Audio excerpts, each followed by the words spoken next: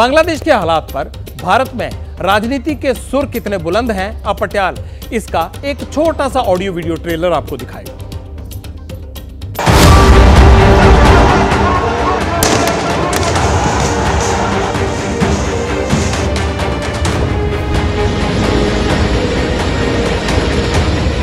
हमारे immediate neighbourhood में इस तरह की जो घटना हो रही है उस पर हमारी पैनी नजर होनी चाहिए।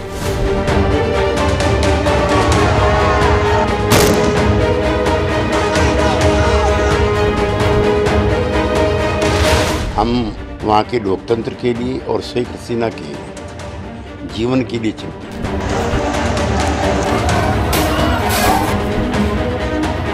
जिस तरीके से वो सरकार डेवलपमेंट की तरफ चल रही थी वो अब एनार्की की तरफ बढ़ रही है। मुझे लगता है ये एक सबक है पूरी दुनिया के लिए कि ऐसे जो शासन है वो ज़्यादा लंबे चलते हैं।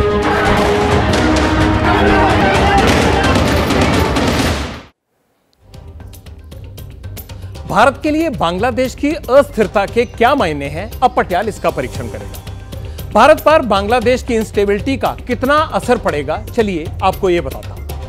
बांग्लादेश में अंतरिम सरकार, सेना और अवाम के बीच तालमेल बिठाने के लिए सक्रिय भूमिका निभाना भारत के लिए सबसे बड़ी चुनौती है, क्योंकि पड़ोसी मुल्क में शांति स्थापित करना भारत के लिए इसलिए भी जरूरी है क्योंकि अगर वहां शांति नहीं रहती है तो बांग्लादेश के साथ भारत की जो सीमाएं लगती हैं वहां पर संकट बढ़ जाएगा। घुसपैठ के बीच पाकिस्तान की खुफिया एजेंसी ISI भारत को अशांत करने के लिए हर संभव कोशिश करेगी। ऐसा माना जा रहा है कि बांग्लादेश के तख्ता पलट में भी ISI की अहम भूमिका है। भारत के लिए घुसपैठ एक बड़ी चुनौती बन सकती है। बांग्लादेश की तरफ से घुसपैठ बढ़ सकती है। भारत और बांग्लादेश के बॉर्डर पर शरणार्थी संकट भी बढ़ सकता है। वहां पर शरणार्थियों के लिए कैंप भी बनाने पड़ सकते हैं अगर यह मसला देर तक नहीं सुलझा तो। भारत को बंगाल और त्रिपुरा में शरणार्थी कैंप बनाने की नौबत आ सकती है। ड्रग सप्लाई और नकली नोटों का कारोबार तेजी से फैल सकता है क्योंकि ISI इसमें माहिर है।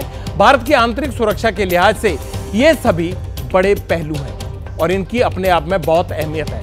आर्थिक लिहाज से भी भारत पर बांग्लादेश की अस्थिरता का बुरा असर पड़ सकता है। भारत एशिया में बांग्लादेश का दूसरा बड़ा ट्रेड पार्टनर है। साल 2023-24 में भारत ने बांग्लादेश में 91,613 करोड़ रुपए का एक्सपोर्ट किया है। वहीं इसी दौरान भारत ने बांग्लादेश से 15,268 करोड़ रुपए का इंपोर्ट भी किया है। दोनों देशों के बीच 1,06,881 करोड़ रुपए का कुल ट्रेड हुआ है। अगर बांग्लादेश में हिंसा जारी रहती है, देश को दिशा नहीं मिलती है, तो यह भारत के लिए नुकसानदेह साबित हो सकता है, अब वो चाहे व्यापार की दृष्टि से हो या फिर सुरक्षा के लिहाज से। भारत के पूर्व प्रधानमंत्री अटल बिहारी वाजपेयी ने एक बार यह कहा था कि आप दोस्त बदल सकते हैं लेकिन पड़ोसी नहीं। भारत के पड़ोसी देशों में तनाव बढ़ा तो भारत के रिश्ते भी बिगड़े। अब सवाल यह है कि भारत के पड़ोसियों को कमजोर कौन कर रहा है, यह किसकी साजिश है? पड़ोसी देशों के अस्थिर होने का भारत पर क्या असर हुआ? इस परीक्षण के लिए पटियाल ने 5 पड़ोसी देशों को आधार बनाया है। भले ही बांग्लादेश से भारत के मतभेद रहे हों कई मुद्दों को लेकर, लेकिन शेख हसीना सरकार के सत्ता में आने के बाद भारत और बांग्लादेश के संबंधों में बहुत सुधार हुआ। अब बांग्लादेश में राजनीतिक अस्थिरता है तो भारत के लिहाज से ये सही नहीं है। आतंकवाद, घुसपैठ, फेक करेंसी, ये तमाम वो चीजें हैं और इनमें सबसे बड़ी बात यह है कि आतंकी घटनाएं भी ISI के इशारे पर भारत में बढ़ सकती हैं अगर बांग्लादेश में अस्थिरता का दौर यूं ही जारी रहता है तो। अफगानिस्तान के मोर्चे पर भी भारत के लिए अच्छी खबर नहीं है। 2021 में अशरफ गनी को हटा दिया गया था।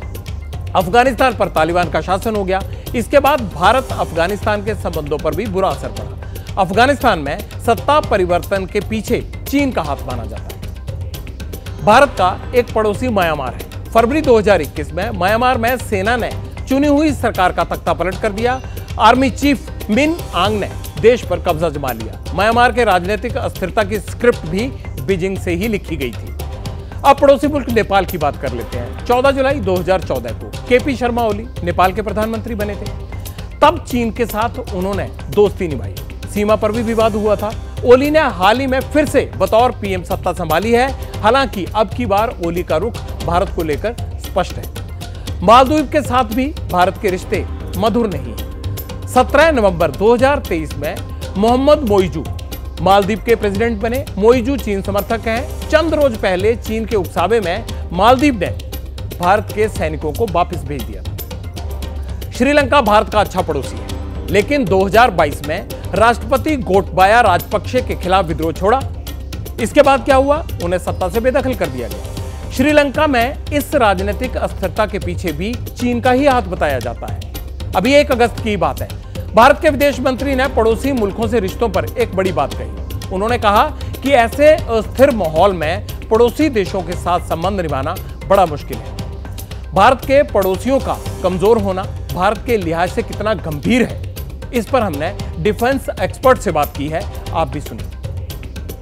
आई थिंक हमें इंडिया के लिए एक चिंता का विषय है कि बांग्लादेश में स्टेबिलिटी होनी चाहिए और जो भी सरकार हो इलेक्टेड हो और ऐसी सरकार हो जो इंडिया की तरफ फ्रेंडली हो या एटलीस्ट इंडिया के एंटाई ना हो। हमारे जो इंडियन सिटीजन्स हैं जिनको कोई खतरा है बांग्लादेश में, राइट, अगर हो तो उनको इवैक्यूएट करने का इमीडिएट करना चाहिए। उसके अलावा आई थिंक इंडियन गवर्नमेंट को कुछ नहीं करना चाहिए, उनका इंटरनल मामला है। बट हाँ, तीसरी चीज़ हमें जो करनी चाहिए, हमें अपने बॉर्डर्स को इमीडिएट सिक्योर कर देना चाहिए, क्योंकि बांग्लादेश में जब ऐसी उथल पुथल होती है या हो गई है तो काफ़ी रिफ्यूजीज, असाइलम और उनमें कुछ टेरर, आतंकी भी मिक्स्ड आ सकते हैं हमारे बॉर्डर्स की तरफ। तो हमें अपने बॉर्डर्स की सिक्योरिटी को इमीडिएटली रैचेट अप करना चाहिए।